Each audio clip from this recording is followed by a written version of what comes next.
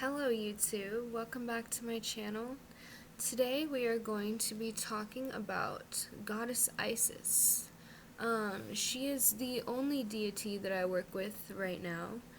Um, she came to me as a very young child. She's been with me my whole life, but when I found my path, with witchcraft, she really started to make herself evident. Um, but I have recently talked to her, and she said that she was in my life since I was born because I was an Egyptian in a past life. Um, so today I'm going to talk about her story, um, how you can incorporate her in your life, and her personality, what she likes as offerings, stuff like that. I will be doing other deities, but I want to start out with Isis because I work with her every day. So, Isis is the greatest goddess of Egypt of all time. Um, she was known for her magical abilities. Um, she was known for bringing back people from the dead. She is known for healing. She was known as the embodiment of divine feminine, um, very empowering towards women. Um, and she is known as the goddess of 1,000 names because she has so many different names, so many different forms. And I'm also going to be looking at some notes here that I have made. So let's start out with her story.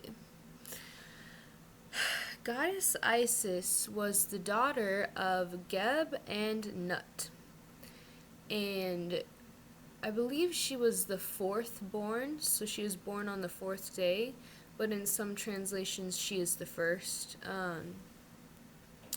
She has a brother named Osiris, a brother named Set, or in some translations Seth, and Nephis. I think I pronounced that correctly. So, her and Osiris, which is her brother, they instantly fell in love the second they were born. And they got married and they were in love for their entire lives. And Isis was kind of the first woman to rule beside her husband, or aside her husband. She was considered his equal, and at this time, women weren't really allowed to be present when spells were being made or magical rituals were going on. They weren't really allowed in the temples, but Isis changed this because since she was her husband's equal, her husband allowed her to be there, obviously, and she actually kind of paved the path for women in witchcraft because she was known throughout the land for her magical abilities, which were extremely powerful. Let's see. So, while she was married to Osiris, her brother Set, or Seth, was very jealous because they were the greatest rulers. And so he would plot against them all the time. And one day, Set made a box or a chest that was big enough for Osiris. It fit his body proportions perfectly because while Osiris was asleep, Set came in and measured his body while he didn't know.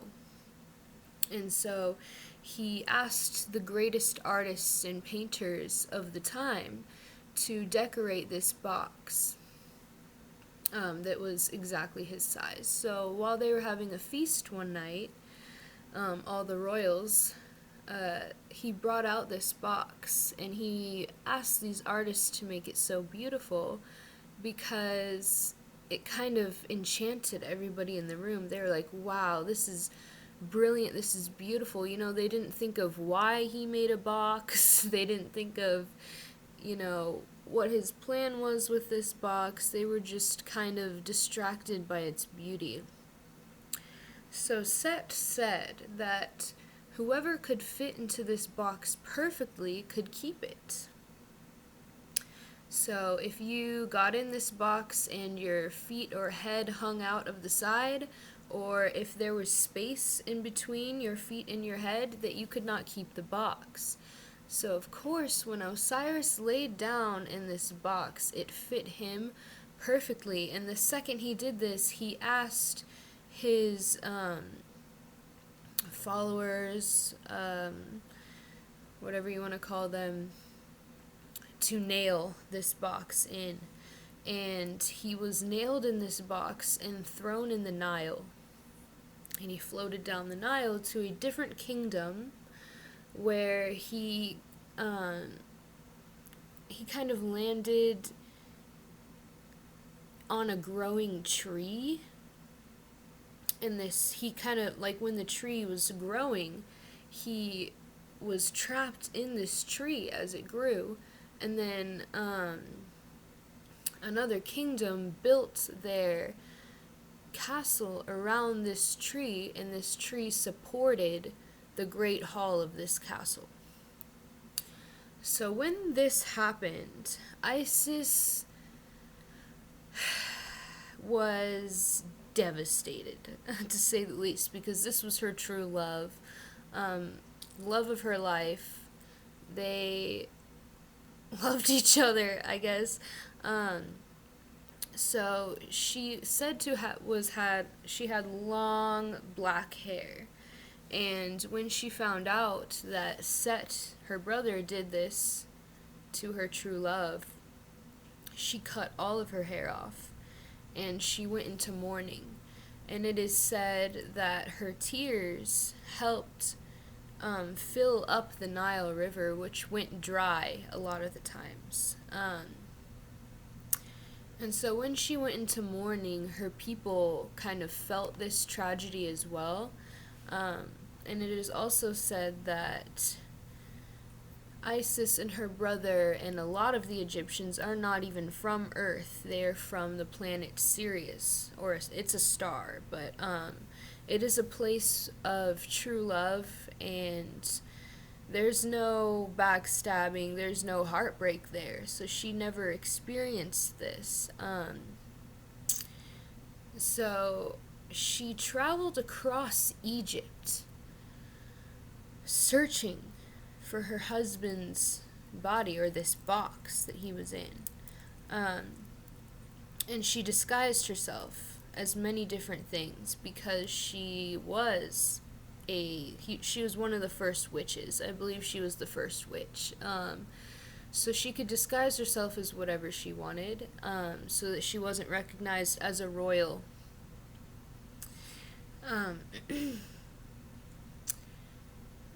And so then she found this kingdom where she felt that her husband was near. So she went to the well that was by this kingdom, and she waited for the ladies in waiting of the kingdom to come and draw water from this well. And when they did, she would sing to them, she would tell them really cool stories, she would braid their hair, and so that, they would like her, even though she was a stranger and she wasn't from this city. So when the ladies in waiting went back to tell the queen hey, we found this really beautiful woman. She's sitting by the fountain.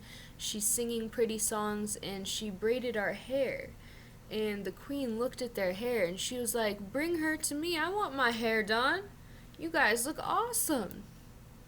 And a lot of women at this time and throughout history used braids as magical rituals as well. They would braid intentions into hair.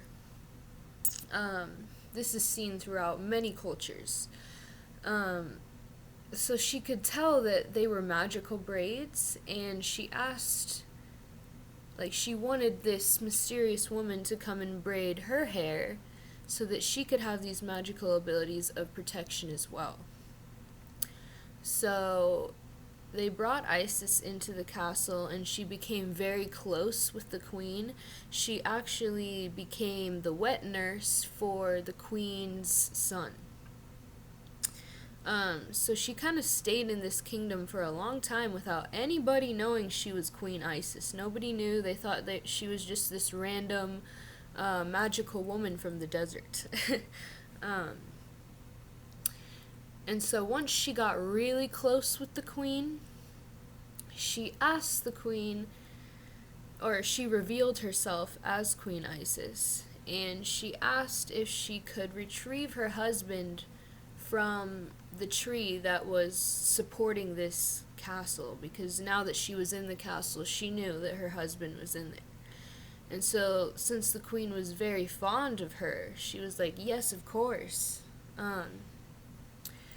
So, Queen Isis took the box, and she went back into the desert, and she opened the box, and she saw her dead husband. And she started crying, of course, and then she took the form of a bird that was nearby, and she gave herself wings, and she flapped over her husband's body, which pushed air into his lungs. And then she used magical spells that her father, Geb, taught her to whisper words and intentions of life back into Osiris. And then he came back to life, but only temporarily. And so when he did come back to life, they made love, and she became pregnant, and then he went back to the dead, and he went back into this box. And so Isis went back to her kingdom of Egypt, and she kind of kept this box around, and she was now pregnant, and her sister was, I believe she was married to Set, if I am thinking correctly. And so she was supposed to be on his side because she was his wife, but she always took Isis and Osiris's side because they were very just and kind and sympathetic rulers. But Set kind of just wanted money and power and fame. So her sister didn't really believe in that, even though she was supposed to be his loyal wife. So she would help Isis and kind of go behind Set's back and tell her his plans and try to protect this sacred family that was being created. But Set had another plan, of course. So he found this body. He found the box and the body of Osiris. And he was like, you know what, this gotta be done. I gotta get rid of this guy for good. So he cut his body up into 14 pieces and went across all of Egypt, spreading these pieces in different areas. And so he thought that it would be absolutely impossible for Isis to find these pieces. But Isis is a goddamn queen. So she embarked on another journey across all of Egypt again to find all of these pieces.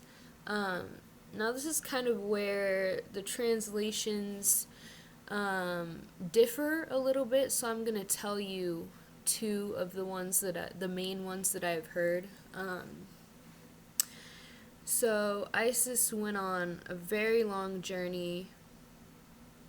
By the way, when her son Horus was born, she kind of went into the desert to raise him on his own, while her husband was supposedly still in this box. And she did this because she knew that Set would try to kill her child. So she had 7 scorpion pets, or familiars, if you will, that would follow her and protect her. And so she went with her 7 scorpions to the desert alone to raise a child. And this is kind of incredible because she had nothing. She didn't have any shelter. She didn't have any people helping her. Like, she was the greatest queen of Egypt. She could have had wet nurses and the latest medicines and shelters and everything for this child, but she said no, and she went and raised this child on her own with nothing, and she would have to go out every day in the middle of the desert to try and find food and water. So she was a very tough queen, to say the least. But anyway, so Set actually found them in the desert and poisoned Horus, but since Isis is extremely advanced in magic and witchcraft, she brought him back to life as well. And so then she got word that Set found the box and cut him up into 14 pieces and spread him across Egypt. So this is when she went on another journey. And she found 13 pieces. And this is where the translations are weird. So in some translations it says that the 14th piece was his head. And in other translations, it says that the 14th piece was his penis. And so, in some translations, which my favorite translation, is that she could not find his penis, so she made one out of gold. And some say that's how Horus was conceived. But in most translations, he was already conceived, and he was conceived in that first initial day when she brought him back to life for like a couple hours. But in other translations, it said that she could not find his head for the longest time. And some people are like head of the penis or head of the body, you know, so that's kind of hard to translate. So eventually she did find or craft all 14 pieces, and her sister, who was also trained in witchcraft and magic spells, brought him back to life again. And by the way, the Egyptians were the first civilization to practice magic, and they had a book of spells that is called the Book of the Dead, and people still practice those today. They actually invented sex magic as well. But anyway, so she in other translations it says that she built the pyramids to bring Osiris back to life after she found all these 14 pieces. And it's just incredible because the pyramids are, I believe it is 99.9% mathematically correct, in terms of where it is located, where it points to that star, and where the other pyramids point directly to those stars. And if you break down the mathematics of the amount of bricks and the width and the dimension of the pyramids, it is actually a mathematical equation to exactly where Earth is in the universe. So she was pretty much making a map for Osiris to come back to Earth, to find his way back to Earth, which is incredible, to say the least. So when she brought him back to life the second time, Osiris became king again, but he was also king of the underworld, which is where he resided for a little while. So he was he had one foot here and one foot in the underworld. And since his son was born, he was grown up a little bit, he asked his son if he was ready to avenge his death and murder Set. And he asked him a couple questions like, what is the greatest war animal to have? And he said a horse. And Osiris was like, why not a lion? And Horus was like, because a horse is faster. And so he asked him these questions to kind of test his maturity, and he passed. So him and Set decided to fight to the death. And Isis and Osiris were watching this fight, and right as Horus was about to kill Set, Isis got this overwhelming feeling of humility and sympathy for human lives. And she broke up the fight, which made Horus extremely angry, because this was his whole life's purpose, was to avenge his father's deaths. And he was like, you wanted this, mother. Like, why would you break up this fight? I have been training my whole life. And he got so angry at Isis that he cut off his own mother's head. And so Geb, who was also there watching the fight, which is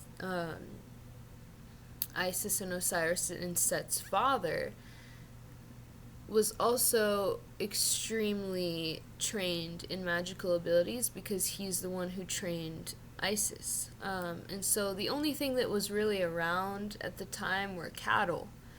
So he took a cattle's head and he fused it onto Isis's body, since her head was cut off. So now she was a woman still, but she had a cow's head, which is why she is usually depicted with cow horns and then the moon right here, because of her divine feminine energy and her magical abilities. She is also depicted with a throne on her head, because her name translated literally means throne. Because the throne was for her. The throne was literally created for her. So, she was brought back to life by her dad. And then Set and Horus would fight continuously until Horus overthrew Set finally and became king of Egypt. So when this happened, his father Osiris went back to the underworld to become the ruler of the underworld, and Isis was at peace finally, because her husband, her lover, her best friend, her brother, was now safe and alive, and he granted Isis the ability to come live with him in the underworld whenever she wanted. Like, she could visit the underworld and then come back to the upper world whenever she wanted. And so she was also then known as the goddess who fed people in the underworld. She would bring them food, and she would rule at her husband's side in the underworld and in ancient Egypt. So she is known as the greatest goddess, goddess of 1,000 names. Here, I'm going to look up some of her names. Goddess of the overreaching sky,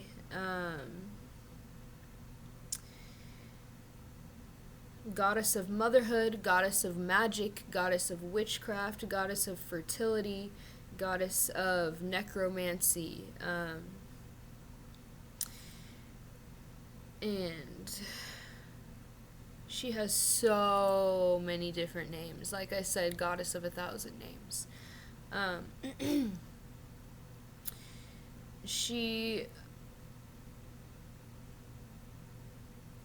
here, I'm going to show you what she is depicted as, because her image is very well known, but a lot of people don't know that's Isis. So Isis is that queen with the 2 wings spread out, because when she found her husband initially, she took those wings and she flapped the air of life back into his lungs.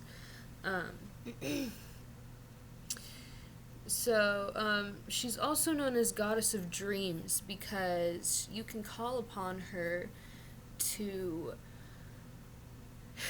you can literally ask her to have, like, sometimes right before I go to bed, I ask Goddess Isis to give me a dream. You can ask for any specific dream and she will give you it, which is really cool. She loves doing dream work.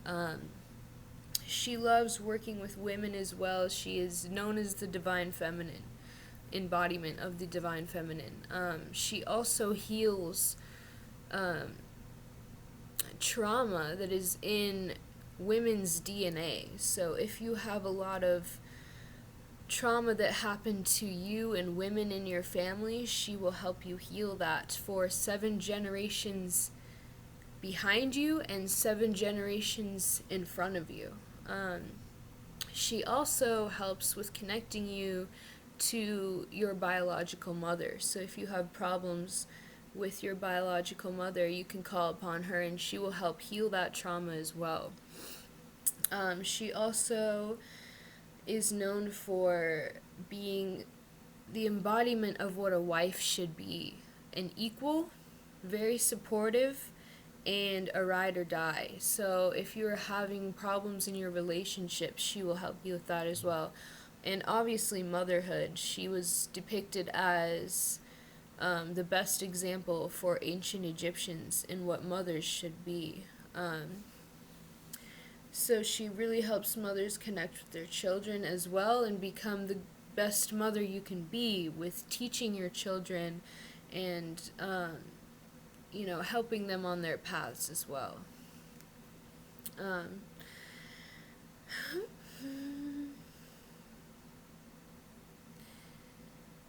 She also, I forgot to add this.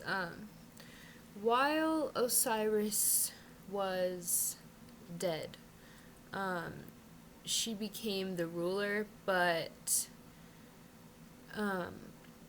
they still wanted a king.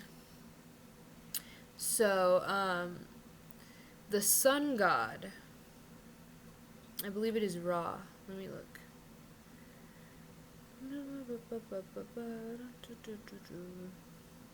Re. He was god of the sun, and he was also a very benevolent ruler. He did not care for his people as much unless you were rich or had a lot of talents. He didn't really, he was kind of a very harsh ruler, and Isis does not believe in this. She believes in equality of all people. So she was like, well, my husband's not here, so I'm gonna do something about this. So she created the first cobra. Um, she loved snakes. She loved the idea of them. So she sent this cobra up to the sun, and this cobra bit the sun and poisoned him. And so Ray knew that Isis did this. So he was like, Isis, give me the antidote. And Isis said, okay, I will, but tell me your name. Which, if you are familiar with witchcraft, you know that if you have somebody's name, or if somebody has your name, they have power over you. So Isis was the first witch to do this.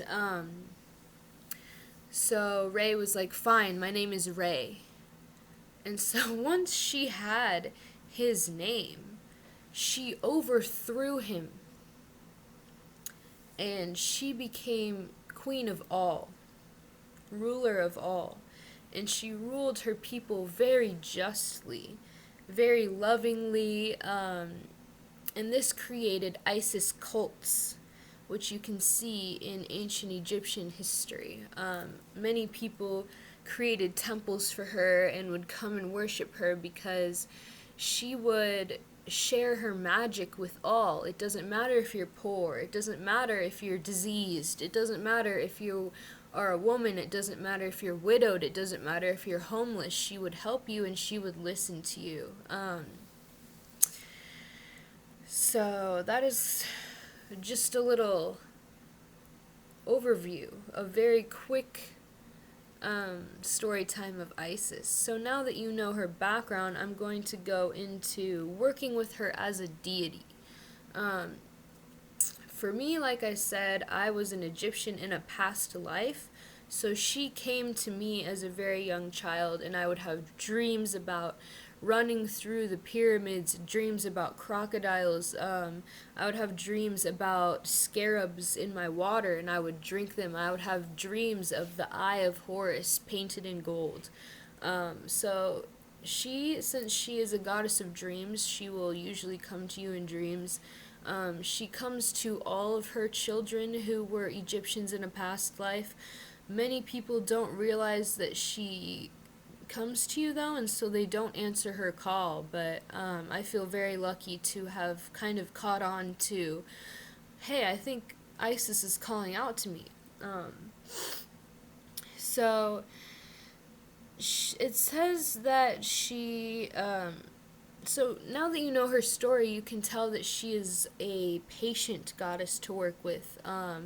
She's very just to work with. A lot of gods and goddesses are not patient, and if you mess up or do something on accident to make them angry, they can get very angry at you and do something to punish you. Isis is the same way, but it takes a lot more to make her angry because she is so patient, especially with her people. She is the healing goddess, so also if you have a lot of trauma, she likes to help you heal, so that makes her very patient as well. But she is, let me see right here. It says also that she is a very proud goddess, very proud. So she likes to be adorned. She likes those offerings. She likes it when you talk about her. She deserves it anyway.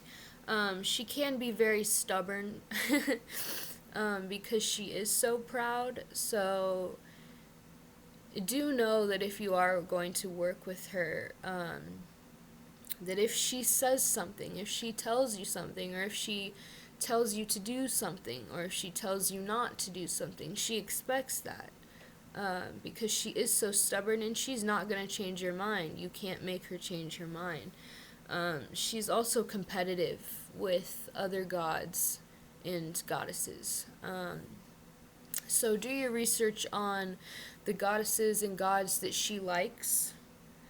For example, it says she likes Aphrodite, Artemis, and Athena, Bastet, Hathor, Persephone, goddesses and gods like that. She does like. So make sure you do your research on deities she does not like, because, like I said, she is competitive. So that might create some conflict in your life that you don't need. Um, let's see. Um, she is also a goddess to trauma with women. That's kind of when she came to me very obviously in my life, was when I was heartbroken. I was going through PTSD with a horrible accident that happened in my life. I was crying. I was calling out for someone to help me, to comfort me, to be there for me, and she started showing signs and would literally calm me down and kind of remind me of my own divine feminine and my own goddess that was within myself. So she is a healing goddess, a goddess of women. She loves equality, loves women. She also helps women in childbirth, or when people in women's life have died or abandoned you, because she knows how that feels. She supports everyone's quest to reclaim their individual power, which is kind of what she has helped me do. She helps you awaken your healing abilities so you can heal yourself from those traumas, as well as dreams and intuition. She is very good with that. Now let's get into things that you can offer her as offerings, and things that she likes, or if you are wanting to see if she'll give you a sign, these are the things that you can look out for. Let's see. So her sacred animals, of course, a cow, because, she had the head of a cow in the last half of her life. Obviously snakes. She loves snakes. And crocodiles, because, crocodiles were around in Egypt at that time, and in this time, I guess. Gemstones, she likes bloodstones. Her favorite colors are black and blue. Her element is water. Her metal is silver. Her planets are the moon and the earth. Her zodiac is Virgo.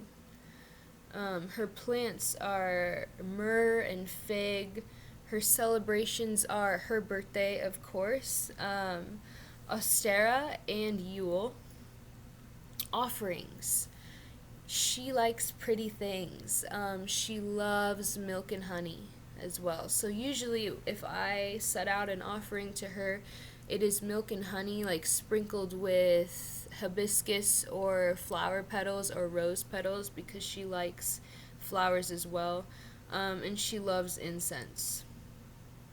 I'm going to find some more of my notes about things that she likes, because she likes a lot more things than that.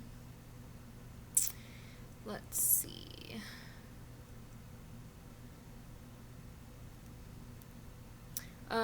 Animals, more animals that she likes. She loves sparrows and little birds. Scorpions, obviously, because she always had 7 scorpions following her.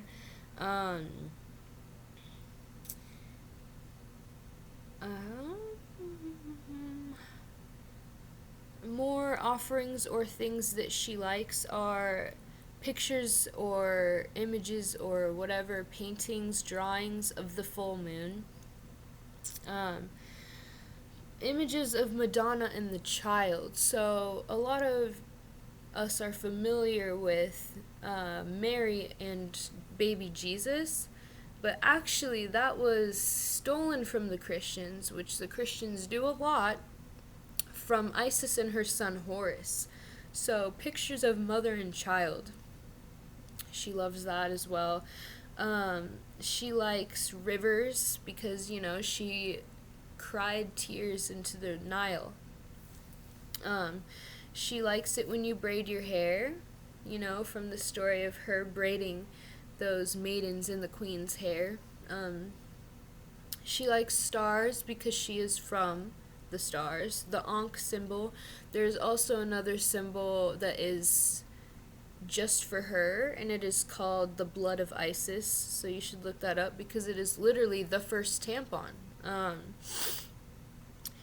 She likes cattails, the rattle of a rattlesnake, a symbol of a throne, cows, wings, milk, perfume bottles, and March 5th, which is feast day to the Egyptians. More plants that she likes: cedar, corn, flax, wheat, barley, grapes, lotus, all flowers, all trees. Perfumes and scents that she likes: lotus, balsam, amber, cedarwood, sandalwood, cinnamon, and sweet orange. More gems and metals that she likes: silver, gold, ebony, ivory, obsidian, lapis lazuli, and scarabs. More colors: silver, black, and blue, obviously, and she likes green as well. So that's just a little gloss over of Isis, and Isis has helped me a lot. One example was I was having nightmares for literally months. I haven't had a good dream in months. It was constant nightmares because of trauma that happened to me in the past. So I actually recently learned that Isis can help you with dreams. So before I went to sleep, I gave her an offering and I said, please give me a good dream.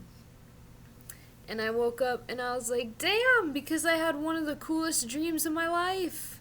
And it was a super relaxing dream as well. So I woke up feeling very rested and relaxed. She helps me with dreams a lot, and she gives me really cool dreams. The other day, she gave me a dream that I actually had as a child, so it was reoccurring, but it was her and her son kind of ruling side by side, and I had perspectives of both of them.